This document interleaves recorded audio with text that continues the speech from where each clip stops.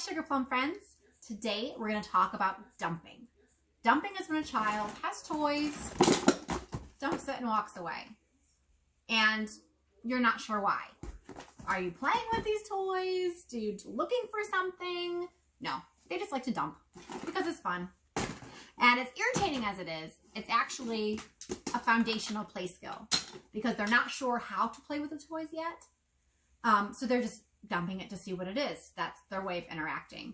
So what you can do as a parent and to encourage language is to teach them how to dump and clean up. And there's some strategies that you can use to help your life and to help build language. What I like to do, I have two bins like this that are kind of within reach. And then the other bins I put up high. So either the child has to point and tell me what they want, or I just kind of circulate the bins every couple weeks. So you're not dealing with 10,000 million toys everywhere. Oh. Okay, so what I like to do is take a small container. I have this as well for bigger toys, but this one is hard to teach cleaning up because it's so much. But I like it's clear so you can see what's inside of it, and then the child can vocalize what they want. Sometimes they can vocalize, they need help opening. Anyway, so I start with the oatmeal bin. It makes noise, which is nice. You can roll it, which is nice. And then also you can dump it. So what I have here is just a bunch of random toys I picked up. So I have some blocks. I have some shapes. I have a rattle. I have a car. I have a ball. I have a dog. A dinosaur. A spider. A shark. And a little bitty cup. So what you can do with these toys, first of all, you're just going to grab a couple toys and start with like 5. You dump it and in. And you cap it, shake it, dump it, in.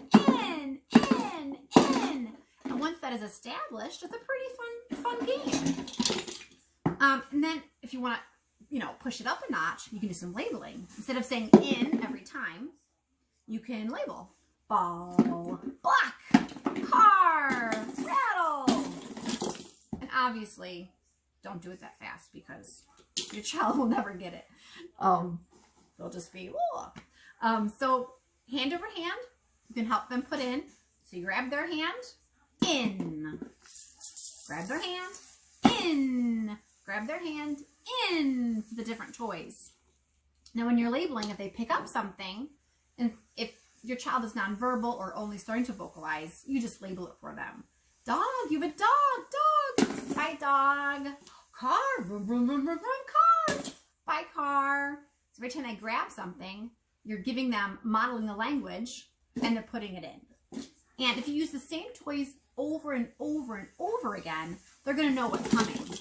So if they have a ball, you may cover the opening with your hand just for like 30 seconds to see if they say anything or if they're imitating you at all. Ball. After they say something, imitate, or like 30 seconds have passed, you let them put it in. Just kind of upping the ante. And if, say, you're going in, and you're labeling car, block, cup, and there's still a bunch of toys out, once the game is established, you can shut it and then just wait. Hopefully, if the child likes the activity and is engaged, they'll want you to open it again to finish the game. So they may, now this is yours, don't let them have it. This is yours. So they can maybe give you some eye contact. They might move their body, they might touch it. And that's their way of initiating the game again. They're communicating they want to play. Open again. And then you finish the game.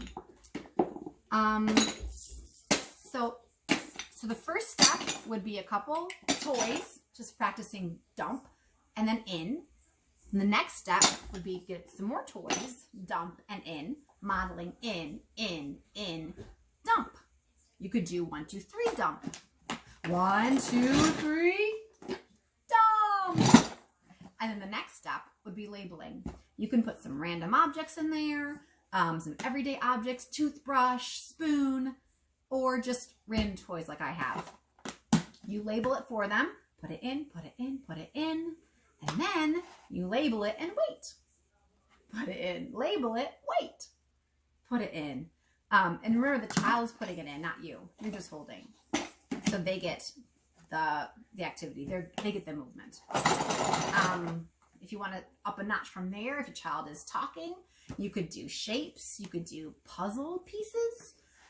This is kind of a good way to keep your puzzle pieces in one area instead of spread out, well, you know, all over the house and under the couch. That happens. Yeah, so that's a great way. Oatmeal I like because it's noisy, and if you lose their attention, sometimes if you make a ruckus, they'll come back and play. Another thing to do, I have a white bin, again noisy, which I enjoy. It has letters, so you could do random objects in here. You could do little balls or beads or whatever is interesting to your child. They have an opening here, so they dump it.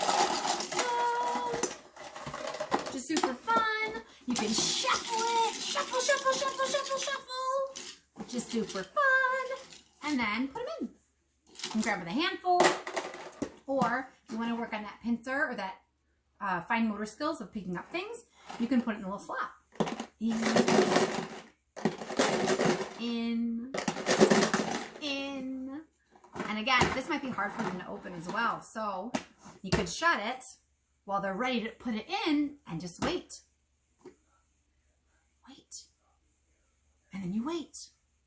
And maybe they'll look at you with their eye contact, initiating, what's going on? Open the box, lady. Maybe they'll shake it. Maybe they'll tap your hand. Maybe they'll say, oh, you want to open. Let's open. And you open it again. In. All right, so that's fun. And if you wanted to label letters, label shapes, you can. But for the most basic beginners, you're just going to be labeling the actions of putting it in, putting it in, putting it in, and waiting for that engagement and that initiation and that interest. Another thing, I use a little spice container. I have some pom-poms in here. So this is fun to dump. If your child puts things in their mouth a lot, you might not want to use pom-poms because they are, you know, easy to swallow. You could put some Cheerios. That might make a noise. You could put raisins or other kind of yogurt puffs in there, and they can work on the pincer grasp, putting it in, putting it in. Oh, that's orange. Blue. I love blue. Yellow. Or you could also do, give me more. Pick up more. In, more. Simple words. You don't want to use too many during the activity because your focus is on just putting it in. If you flood it with too many questions or too many comments, then the activity might get lost and your child might get overwhelmed. So keep it simple. This one does not make as much noise, so it's not as fun, but it smells really good. It smells like garlic. So that may be a good thing or a bad thing, depending on your taste. Okay, so spice container, white container, oatmeal container, coffee tins, all those things are really fun to use. If you wanted to work on more fine motor skills, you'd cut something on the top of this, maybe put some straws or some rags or something to get kind of that finding finger skills. Another thing is also laundry baskets. So a lot of our kids throw things, right? Not to throw, but they just randomly throw things because it's fun, and nobody knows how to make them pick it up because they walk away. So instead of making it a chore, pick up your toys, clean up, you make it more of a teachable moment, a fun activity. Let's clean up. Ready? Go!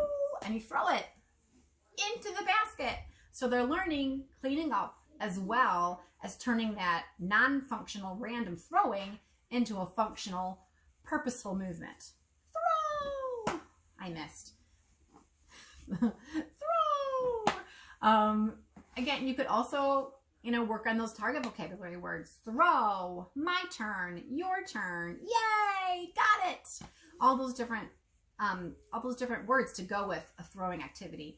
And the laundry basket is easy because everyone has one. You could put shoes in the laundry basket. You could put balls. If the kid has a bunch of different size balls, you could put those in the basket. Blankets, anything like that, just to actually put it in.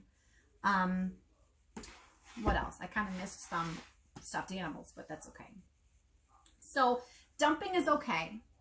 Dumping is a basic play behavior that we have to build on. They dump, we teach them to put it in. That is a function that is purposeful. Also hide some of the toys so it's not so overwhelming. So if you have 17 of these bins, 17 bins of toys are going to be on your floor, which is not fun to clean up. And that is too overwhelming for a child to understand to clean up everything.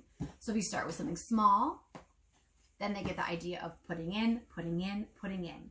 And if you sit with them and show them what to do, even with random toys or the toy bin, they may be more likely to follow it.